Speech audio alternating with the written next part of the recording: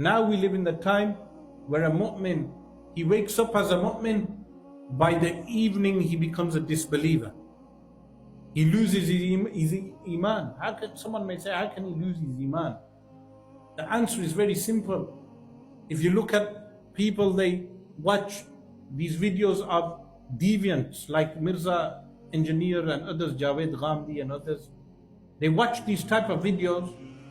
The person may come out with the kufr, unbelief, and someone, he's watching that video and he believes in what Mirza Engineer says, and then by evening time he's doing kufr and he doesn't even realize. That is the type of deviance we have, that they will come out with deviancy and a person doesn't realize it's deviancy, they lose their iman. That is why we live in that time where people will wake up as believers and become unbelievers in the evening.